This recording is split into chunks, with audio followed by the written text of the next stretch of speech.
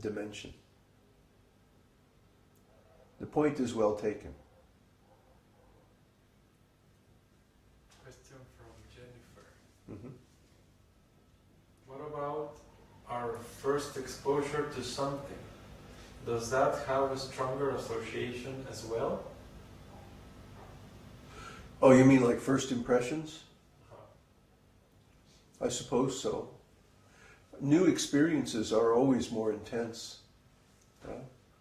Why?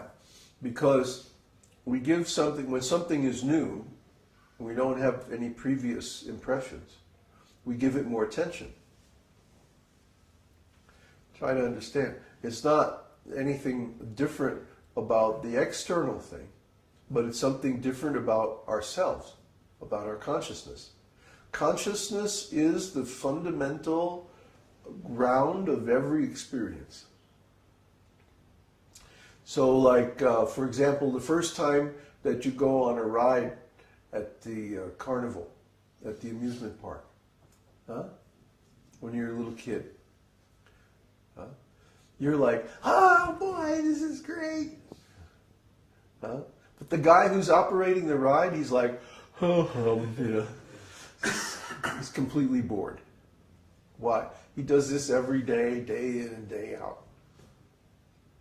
So he's completely bored, but you're like going wild because it's the first time you've ever been on a ride. It's a first impression. And first impressions are always more intense. But it's not because of the thing itself, it's because of us. The ride is the same, both to the carnival operator and to the child. But the child is having an intense experience because it's new to her. See? Just like I tell this story many times in connection with ontology.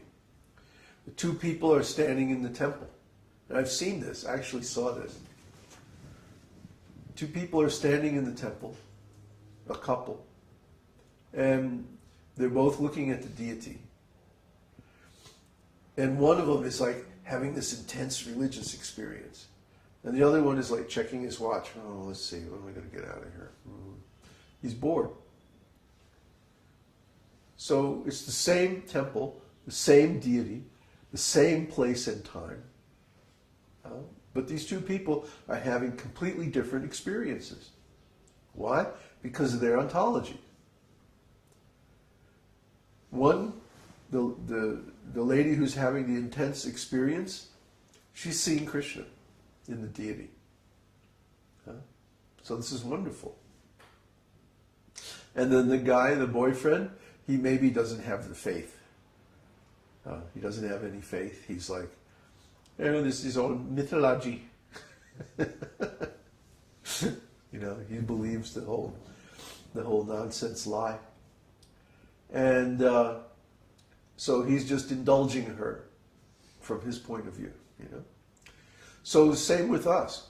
Like the first time we see Krishna, after a long time being separated, it's a huge thing. It's just like, it's the biggest thing that ever happened to us. Really, in millions and millions of years, or even millions of lifetimes. The first time. But then, after a while, being with Krishna becomes like normal. It's still wonderful and ecstatic and everything. But it's not the same as that first time that we see Krishna after such a long separation. But Krishna has his ways of keeping the experience fresh. Trust me. Anyway, does that answer your question?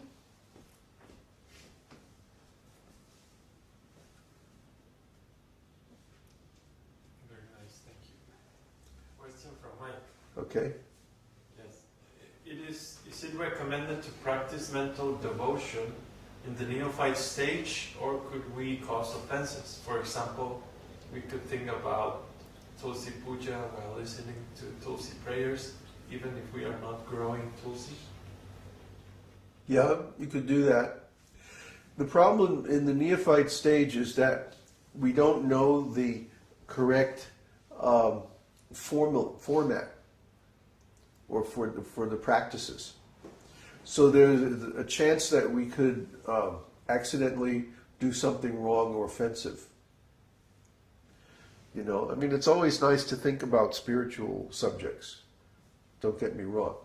But as far as doing manasa puja, mental puja, it's not recommended in the beginning. Well, for example, the story I told about the Brahmana who was meditating on devotional activities. He had done all these things before. Maybe he had served in a temple. Now, most Brahmins in India, at least for some time, they live in a temple and they do service on the altar for the deities. So they know about how to cook and how to arrange everything and how to do all of the rituals and, you know, how to make the offering and the mantras and the whole thing. There are hundreds and hundreds of rules that you have to know. Hundreds and hundreds of mantras and stuff that you have to do. So to be a Brahmana priest, you have to be trained at it. You have to have experience at it.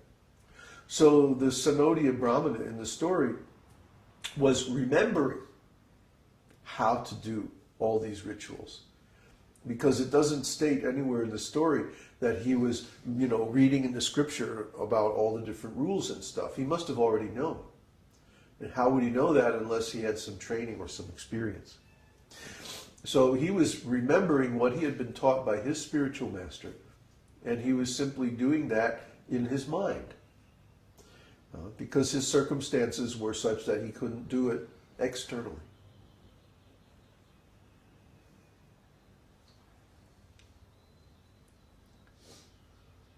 So, any more questions? Yes. You were talking earlier about filling our consciousness with transcendental impressions, and said it's not so much about the quantity, but about the quality of these impressions. Yeah. And our chanting is like that also. It's not so much about how many times, but how purely we chant. So the reason that we perform repetition of chanting is that repetition makes it purer? Repetition, what repetition does is it counteracts the huge number of material impressions that we have in our mind. See, the question is, how do we get to the pure holy name? And what is the connection with repetition? And what is the connection with repetition? Exactly. So, if we begin by chanting the holy name with offenses, how do we clear those offenses? This same question is discussed in the Harinam Chintamani, which is a scripture spoken by the Acharya of the holy name, Haridas Thakur. Same exact question, just phrased a little bit differently. And basically what he says is that the devotee chants again and again to purify the mind, because the mind is already full of so many impure impressions. See? So we at least have to balance the impure impressions with pure impressions. And the easiest way to do that is to chant again and again.